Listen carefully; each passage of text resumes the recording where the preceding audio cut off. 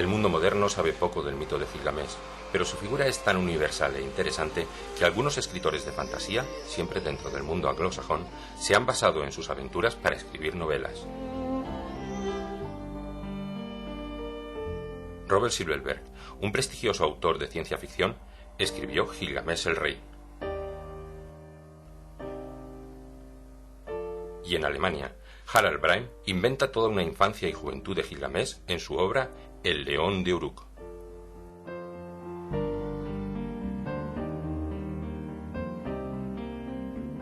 José Ortega es un abogado de Valencia dedicado a las costas marítimas y al derecho del mar, pero es al mismo tiempo, y en una combinación extraña, un arqueólogo que no ha perdido la curiosidad ni ha dejado de subir a los antiguos poblados e introducirse en las tumbas prehistóricas, en busca de respuestas a las mismas preguntas que siempre se han hecho los hombres. Preguntas que tienen que ver con la vida y la inmortalidad. Preguntas como las que se hizo en aquel tiempo remoto el mismo escriba autor del poema de Gilgamesh. Quizá por eso José Ortega es el autor de la primera novela hecha en lengua española sobre el poema de Gilgamesh, Gilgamesh y la muerte. En Gilgamesh y la muerte, el autor desarrolla el drama humano de Gilgamesh cuando ve que su amigo Enkidu muere y se da cuenta de que él algún día también habrá de morir.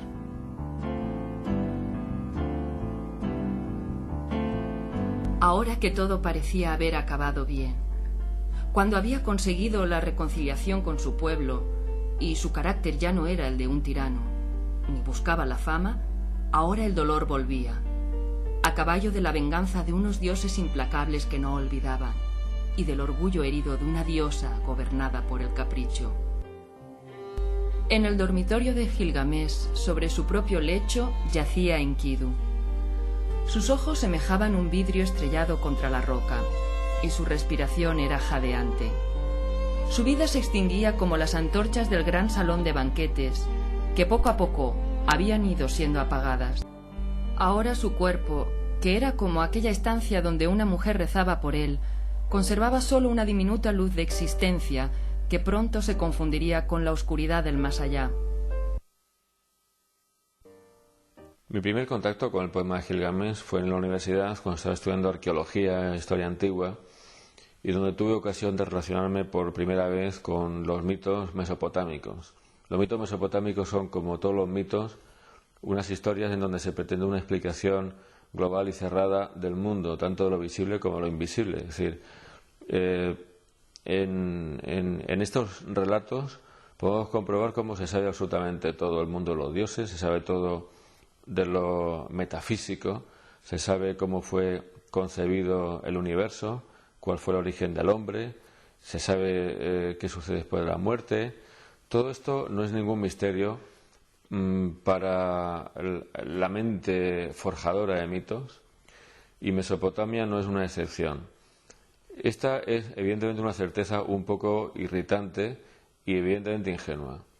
Bien, en este contexto establecí, como he dicho, mi primer contacto con el poema de Gilgamesh y me llamó mucho la atención que se trata de un personaje muy diferente de todo esto que acabo de comentar, porque es un simple hombre que tiene miedo, es un simple hombre que duda, es alguien con quien nos podemos identificar. El polvo suspenso no se aposentó, sino que tomó forma paulatinamente y dibujó en el aire un castillo de 7 torres. Gilgamesh estaba atónito. Frente a él se desplegaba un recinto de luz y arena, suspendido en el vacío, y él mismo se quedó como hipnotizado. Sus pasos ciegos lo llevaron hacia la gran puerta central que permanecía abierta.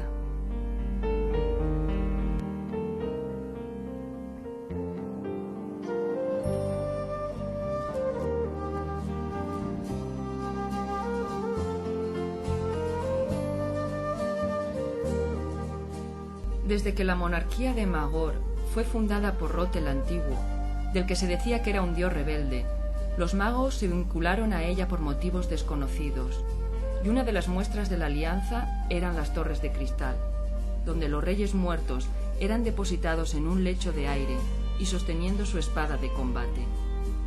Dicen que solo duermen hasta que una amenaza mortal se cierna sobre el imperio y sea necesario que se levanten otra vez para abatir a los enemigos de Magor.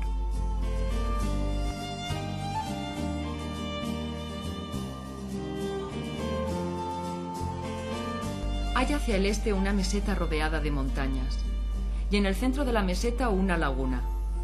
Los acólitos de los dioses arrojaron al fondo de esa laguna al rey Hilene para que nunca nadie pudiera resucitar a ese ejército hereje.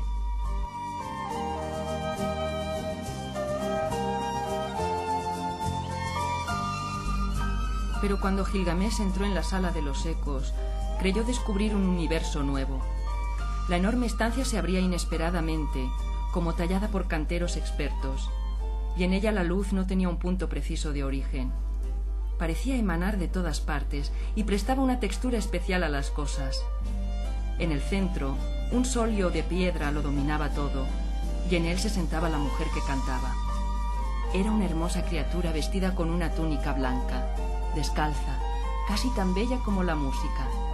Pero la música bailaba ahora una danza de espíritus, rebotando en cada faceta de las paredes de roca, precipitándose una y otra vez, y el aire mismo parecía vivir. Nunca antes había tenido esa sensación, nunca la volvería a tener.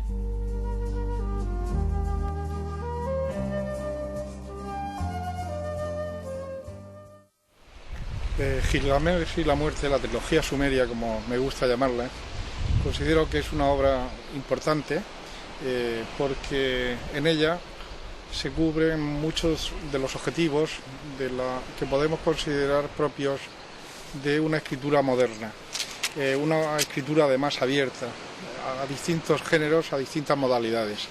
En esas obras podemos apreciar, dada la condición de historiador, de antropólogo del autor, de Pepe Ortega, nos encontramos que hay una parte narrativa fantástica en la cual pues abordan toda la cuestión de los mitos sumerios, los mitos mediterráneos, todos ellos que han podido desfilar por estas playas de la isla del Fraile, por Cope, y en ella tienen lugar una serie de fantasías y al mismo tiempo una serie de elementos naturales que proceden de la historia, de la documentación, de la arqueología, en la que Pepe Ortega también parece como un experto avezado en el oficio de estudiar los orígenes de la civilización.